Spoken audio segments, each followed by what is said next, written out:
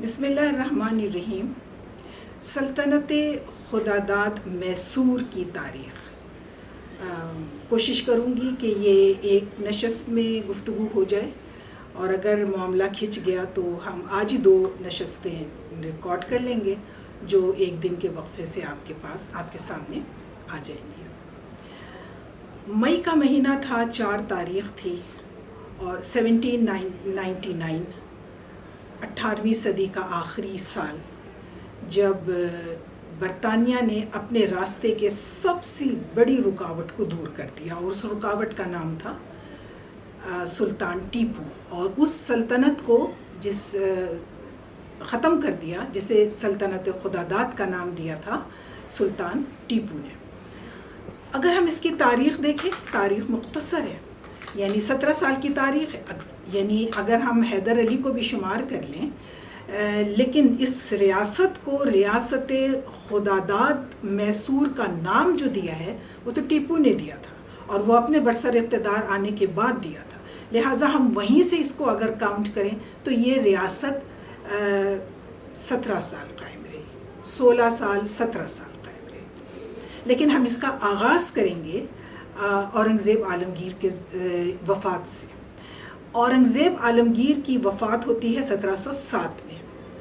یہ ہندوستان کا ایسا بادشاہ تھا، جیسے اکبر نے 50 سال کے قریب حکومت کی تھی، اسی طریقے سے اورنگزیب عالمگیر کو 50 سال کا اقتدار ملا تھا، اور یہ اتنا کوئی زبردست حکمران تھا ہندوستان کا کہ اس کا کوئی کنٹمپریری زمانے میں کوئی اس کا ہمسر نہیں تھا، اور اس زمانے میں ہندوستان کی معیشت اتنی شاندار تھی کہ پوری دنیا کا 27% معیشت جو تھی وہ ہندوستان کے اوپر انحصار کرتی تھی، یعنی دنیا کی 27% معیشت جو تھی وہ ہندوستان پروڈیوس کر رہا تھا۔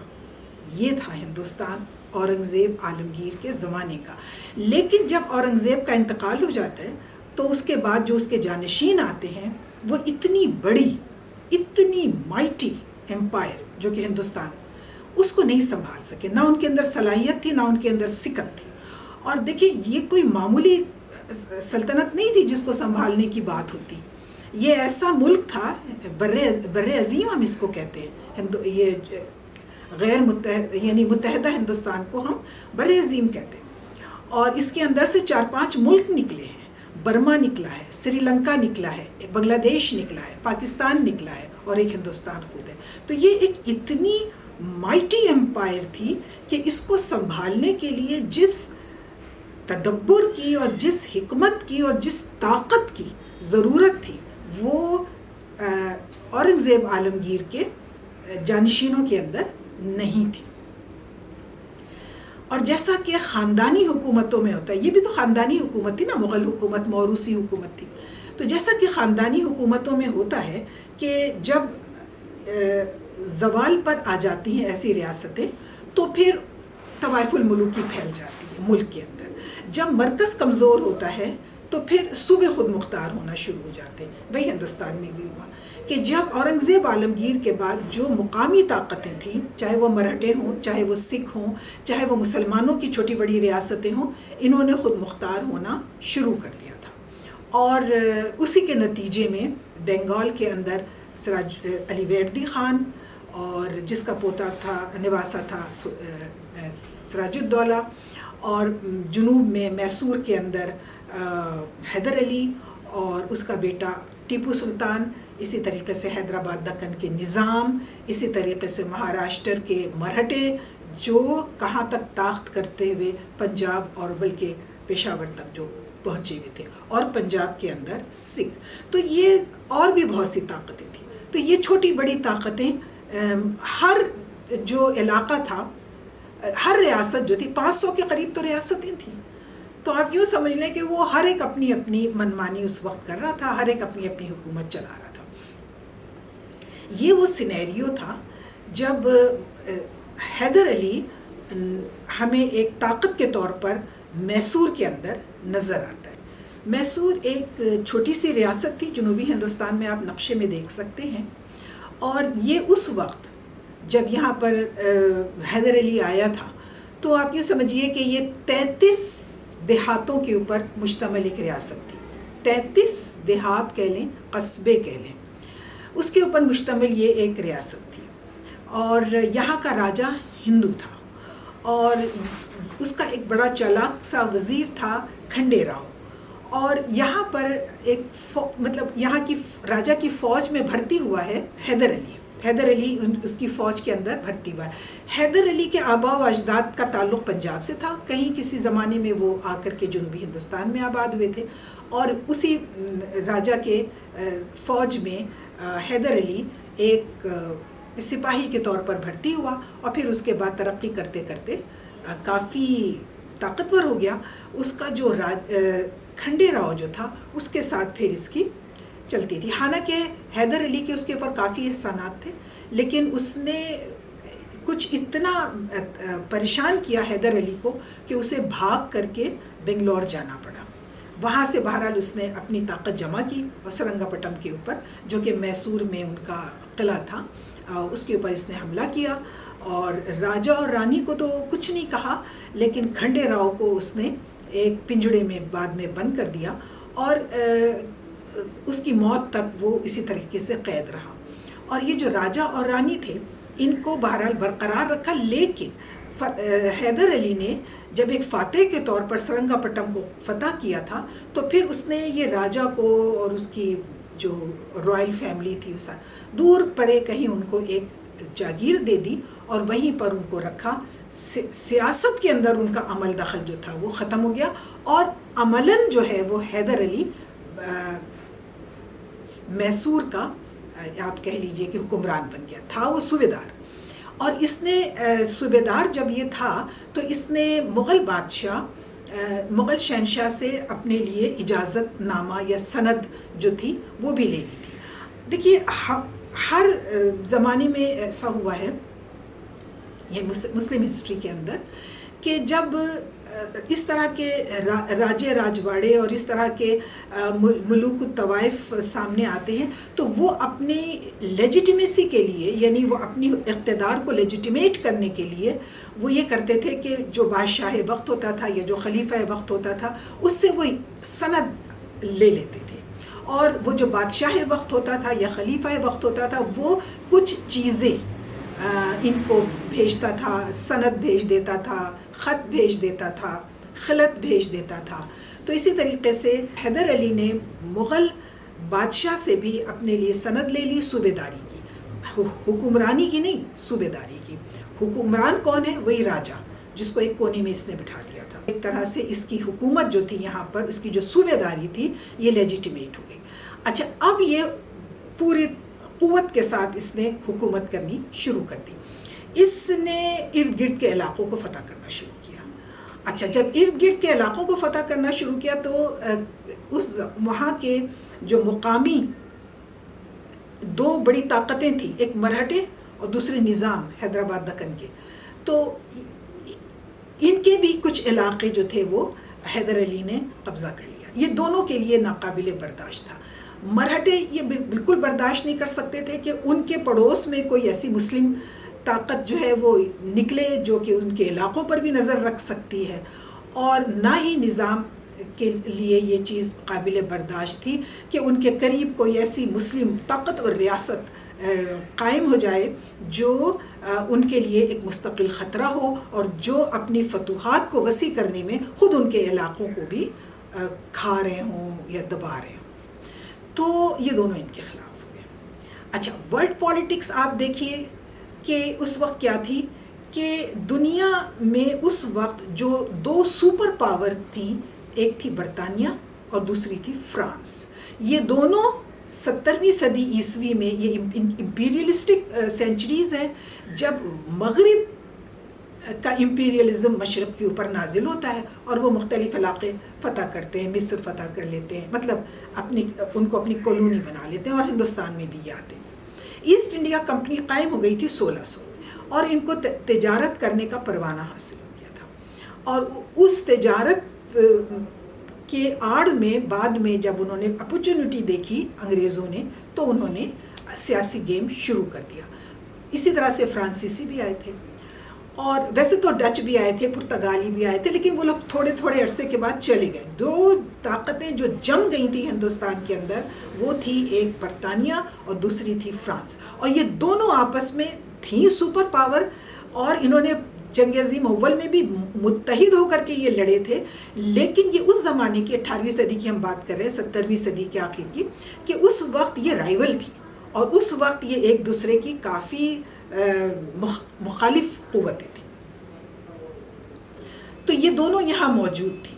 تو حیدر علی کا یہ بڑا واضح پروگرام تھا کہ انگریز قابضین کو یہاں سے نکال دیا جائے. اس کا پروگرام یہ تھا کہ جو ہمیں مختلف تاریخ کی کتابوں میں پڑھنے سے سمجھ میں آتا ہے کہ پہلے فرانسیسیوں سے مل کر کے انگریزوں کو نکال دو. اچھا، اس کے بعد فرانسیسیوں سے ہم دیکھ لیں گے کہ کیا صورتحال بنتی ہے. اگر ایگریمنٹ کر کے بات ہو جائے گی تو ہو جائے گی، ورنہ ہم پھر فرانسیسیوں سے نپٹ لیں گے. اچھا، اسی فارمولے کے اوپر اس کا بیٹا سلطان ٹیپو جو تھا وہ بھی آیا. اس کی حیدر علی کی 4 جنگیں مرہٹوں سے ہوئی، اور اس میں اس نے مرہٹوں کی مار لگائی ہے، بڑی زبردست مار لگائی ہے. اور آپ یوں سمجھ لیجیے اسی وجہ سے مرہٹے بہت زیادہ چوکنے ہو گئے تھے، اور وہ ہر حالت میں حیدر علی کو ختم کرنا چاہتے تھے. اچھا، اس کی 2 جنگیں ہوئی ہیں انگریزی فوج کے ساتھ بھی حیدر علی کی. پہلی جنگ جو ہوئی ہے یہ ہوئی ہے 1767 میں، اور اس جنگ میں حیدر علی فاتح رہا تھا، اور فاتح کے طور پر اس نے ایک ایگریمنٹ جس کو کہ مدراس ایگریمنٹ کہتے ہیں اس کو سائن کیا تھا. اور اس کے اندر یہ بھی لکھا ہوا تھا کہ اگر حیدر علی کو کبھی ضرورت پڑے گی تو انگریزی فوج اس کی مدد کو آئے گی. ہوا یہ کہ 1-2 سال کے بعد مرہٹوں نے حملہ کر دیا سرنگا پٹم کے اوپر. تو اس وقت پھر حیدر علی نے اس agreement as per Madras agreement اس نے برطانیہ سے یہ کہا، انگریزی فوجیوں سے یہ کہا کہ اب آپ ہماری مدد کے لیے آئیں. تو وہ مکر گئے. تو حیدر علی نے کہا ٹھیک ہے جی، ہم آپ سے بھی نپٹ لیں گے. پہلے تو وہ مرہٹوں سے نپٹا، اور اس کے بعد 1781 میں دوسری جنگ ہوئی ہے ان کی انگریزوں کے ساتھ. اب یہ جنگ 4 سال چلی ہے، آن اینڈ آف یہ جنگ چل رہی تھی. یہ جنگ ابھی چل رہی تھی کہ 1782 میں اس کا انتقال ہو جاتا ہے. حیدر علی کا انتقال ہو جاتا ہے. اس کا بیٹا جو اس وقت 30 سال کا تھا، سلطان ٹیپو، وہ برسر اقتدار آ جاتا ہے. یہ جو حیدر علی تھا نا، یہ بالکل ان پڑھ تھا. اس کو ایک لفظ لکھنا پڑھنا نہیں آتا تھا. یہ اپنے دستخط کرتا تھا حروف تہجی ہے، بس وہ ہے لکھ دیتا تھا، یہ اس کے دستخط ہوتے تھے. وہ بھی اس نے سیکھ لیا ہوگا، ہے فار حیدر. اور اس کے علاوہ اسے کچھ نہیں، نہ پڑھ سکتا تھا نہ لکھ سکتا تھا. لیکن وہ اس نے اپنے بیٹے، اس کے 2 بیٹے تھے اور غالباً 2 بیٹیاں تھیں، ان کی اس نے تعلیم وغیرہ کے اوپر بہرحال توجہ دی، اور ان کو اس نے اچھی تعلیم دلائی، جس کا نتیجہ یہ تھا کہ بہت لرنڈ نکلے ہیں اس کے دونوں بیٹے. یہ بڑا تھا، سلطان ٹیپو جو تھا یہ بڑا تھا، لہٰذا کوئی ایسی برادرانہ جنگ نہیں ہوئی، کوئی ایسی اختلاف نہیں ہوا، اور اس کو ہی باپ کے بعد اقتدار جو ہے وہ مل گیا. اچھا، ایک ڈیولپمنٹ 1766 میں بھی ہوئی تھی. 1766 میں وہ جو میسور کا راجہ تھا اس کا انتقال ہو گیا، وہ جس کو حیدر علی نے ایک کونے میں بٹھا دیا تھا، اس کا انتقال ہو گیا. وہ لاولد تھا، اس کا کوئی بیٹا وغیرہ نہیں تھا. بیٹا کوئی بھی نہیں تھا. تو حیدر علی چونکہ کنگ میکر بن چکا تھا ریاست میسور کے اندر، لہٰذا اس نے یہ کہا کہ میں راجہ کے رائل فیملی میں جو بچے ہیں ان میں سے کسی کو راجہ بنا دوں. تو اس نے بلائے، اس کے بھانجے بھتیجوں وغیرہ کو بلایا ہوگا، اور کئی بچوں کو بلایا، اور اس نے ٹیسٹ کیا. ایک دلچسپ واقعہ میں آپ کو سنا دیتی ہوں. اس نے ٹیسٹ یہ کیا کہ کچھ کھلونے جو تھے وہ ڈال دیے ان بچوں کے آگے، کھلونے پھینک دیے، اور وہ بچے جو تھے وہ آئے. اب یہ بچے جو ہیں یہ بہت چھوٹے بچے نہیں تھے، لڑکپن والے بچے تھے. اب اس میں سے اس نے دیکھا کہ کون کیا چیز اٹھا رہا ہے. تو ان میں سے ایک بچہ جو تھا اس نے غالباً گن اٹھائی. تو حیدر علی نے کہا یہ راجہ بننے کا حقدار ہے. لہٰذا اس نے اس بچے کو جو مر جانے والے ہندو راجا کا کوئی قریبی رشتہ دار تھا، بھانجا ہوگا یا بھتیجا ہوگا، اس کو راجا بنا دیا تھا۔ اچھا، اب 1782 میں جب حیدر علی کا انتقال ہوتا ہے اور جب ٹیپو سلطان برسر اقتدار آتا ہے، تو ٹیپو یہ کرتا ہے کہ یہ جو بچہ تھا، بچہ اس وقت بڑا بھی ہو گیا ہوگا، پھر بھی اس بچہ بادشاہ کو اس نے معزول کر دیا، اس نے معزول کر دیا اور یہاں سے ہندو راجا کی ریاست ختم کر دی، اپنی ریاست قائم کر لی۔ اس ریاست کا نام اس نے رکھا سلطنت خداداد میسور، اور یہاں کو اس نے اپنے آپ کو سلطان کہلایا۔ اب اچھا، حیدر علی کو جو خطاب ملا تھا شہنشاہ سے، وہ نواب کا ملا تھا، تو اس حساب سے دیکھا جائے تو یہ بھی نواب ہی ہوا، لیکن اس نے اپنے لیے سلطان کا ٹائٹل، کیونکہ اس نے کہا یہ میری ریاست ہے، یہ میری سلطنت ہے اور سلطنت خداداد ہے۔ مگر اب مسئلہ یہ تھا کہ اس طرح سے کوئی کسی کو نہیں تسلیم کرتا تھا، یہ تو ایک طرح کا غاصبانہ، جیسا کہ مستشرقین کہتے ہیں یا بہت سارے ہندو رائٹر کہتے ہیں کہ ٹیپو سلطان جو تھا یہ غاصب تھا، اس نے حکومت غصب کی تھی۔ ان سے پوچھے ذرا کوئی انگریزوں سے کہ آپ کون تھے، آپ بھی تو تجارت کرنے کے لیے آئے تھے، اور یہ تو خیر ایک الزامی جواب ہو گیا، آپ بھی تجارت کرنے کے لیے آئے تھے، آپ نے بھی حکومت غصب کر لی، تو آپ کا تو اعتراض بنتا کوئی نہیں، لیکن ہاں یہ اس اعتراض کو ایڈریس کرنا چاہیے۔ دیکھیے بات یہ ہے کہ جو اس زمانے کا جو ہندوستان تھا طوائف، اگر آپ اس کو ان ڈیپتھ دیکھیں، تاریخ کے اندر جا کر کے دیکھیں، تو یعنی 500 تو ریاستیں تھیں، اور یہ جو مغل بادشاہ تھا وہ اتنا کمزور تھا کہ بس شاہ عالم کے لیے کہتے ہیں نا، پادشاہی شاہ عالم از دلی تا پالم، پالم جو ہے وہ 4-5 کوس، دلی سے 4-5 کوس کے فاصلے پر تھا، پادشاہی شاہ عالم از دلی تا پالم، بس اتنی ان کی حکومت تھی۔ تو اب جب 500 ریاستیں تھیں، پتہ نہیں کتنے اور اس طرح کی طاقتیں تھیں، اور ہر ایک خود مختار ہوا تھا، تو اس نے کون سا روزہ رکھا تھا حیدر علی نے کہ وہ اپنی طول آزمائی نہ دکھاتا۔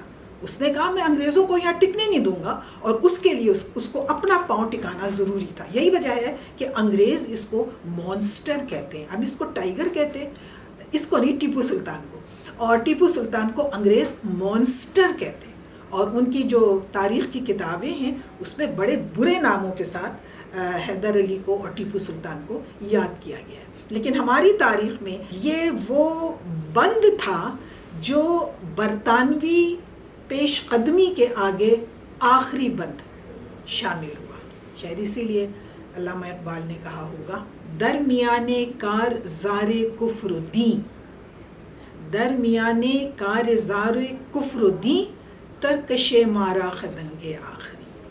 بس یہ جو آخری تیر تھا یہ تھا ٹیپو سلطان۔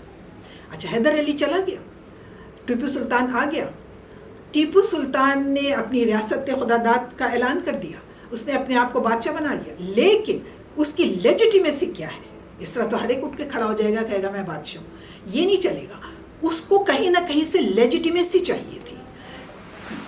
لہٰذا اس نے کوشش کی کہ یہ جو مغل دربار ہے وہاں اس نے اپنی سفارت بھیجی، اور یہ کہ آپ ہمیں یہاں کی عملداری سونپ دیں، جیسے آپ نے میرے باپ کو، میرے والد کو آپ نے نواب بنا دیا تھا، اس طرح سے اب آپ مجھے عملداری سونپ دیں۔ تو یہ جو وفد تھا اس کو ملنے نہیں دے رہے تھے، کیونکہ مغل بادشاہ کے ارد گرد جو حصار تھا وہ برطانویوں کا تھا، وہ انگریزوں کا تھا، اور انگریز وہاں تک ان کو جانے نہیں دے رہے تھے، اور اگر پھر جانے بھی دے دیا تو انگریز کے پریشر کی وجہ سے شاہ عالم ثانی نے اس کو دینے سے انکار کر دیا۔ سلطان ٹیپو کے لیے یہ ایک بہت بڑا مسئلہ تھا، اسے زیادہ، کیونکہ اب اس کو سب غاصب کہہ رہے تھے کہ یہ غاصب، اسے مار دو، اس کی حکومت ختم کر دو، جو راجہ تھا اس کو واپس لے کر کے آؤ، اور اس طرح کی چیزیں جو تھی۔ اور اس نے بہت کوشش کی تھی کہ مرہٹوں سے تو شاید نہ بن پاتی، لیکن اسلام کے نام پر اس نے کوشش کی کہ کم سے کم نظام میں حیدرآباد تو ہم سے مل جائے۔ وہ اچھا، نظام حیدرآباد کیوں نہیں سے مل رہے تھے، اس کی دو بڑی وجوہات تھی. ایک وجہ تو یہ تھی کہ حیدر علی نے ان کے کچھ علاقوں پہ قبضہ کر لیا تھا اور اس طریقے سے ایک طرح کی دشمنی جو تھی وہ پیدا ہو. دوسری بات یہ تھی کہ نظام دکن جو تھے وہ نسلاً اپنے آپ کو بہت زیادہ برتر سمجھتے تھے. سادات سے تو میرا خیال ہے ان کا تعلق نہیں رہا ہوگا، لیکن کم نہیں سمجھتے تھے اپنے آپ کو سادات سے. اور وہ یہ سمجھتے تھے کہ یہ جو ہیں حیدر علی اور سلطان ٹیپو یہ تو نائک ہیں. اچھا، اب نائک کوئی قوم نہیں ہے، نائک تو اصل میں ایک فوج کا ایک عہدہ تھا، اس کی راجا کی فوج میں ایک عہدہ تھا، سپاہی سے اوپر ہوتا ہوگا نائک، وہ تھا بھرتی ہوا تھا حیدر علی، اور اسی کے نام سے وہ مشہور ہو گیا تھا. اوریجنلی یہ لوگ پنجاب کے تھے، یعنی ان کے جو فور فادر وغیرہ تھے یہ پنجاب کے تھے اور یہاں سے گئے تھے یہ جنوبی ہندوستان کی طرف. اچھا، حیدر علی نے یہ کیا تھا کہ اپنے بیٹے ٹیپو سلطان کی شادی کی تھی نائت کی بیٹی سے. نائت کون ہے یا نوائت کون ہے؟ دیکھیے، مختلف اوقات میں عربوں کے ہاں سے کچھ عرب تھے جو عراق سے یا دوسری عرب ممالک سے ہندوستان آئے تھے اور ہندوستان کے جنوب میں زیادہ آباد ہوئے تھے کیونکہ وہاں پر پرانے زمانے سے ہی عربوں کی کالونیز تھی، عرب تاجروں کی.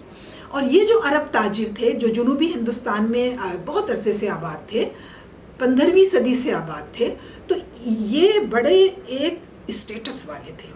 اور یہ جس طریقے کے وہاں کے برہمن تھے تو یہ ان کا درجہ بھی کچھ ان سے کم نہیں تھا، اور یہ لوگ نوائت کہلاتے تھے. اگر یہ سادات، یا تو یہ سادات تھے، اور اگر سادات نہیں بھی تھے تو بھی یہ اپنے آپ کو سادات سے کم نہیں سمجھتے تھے.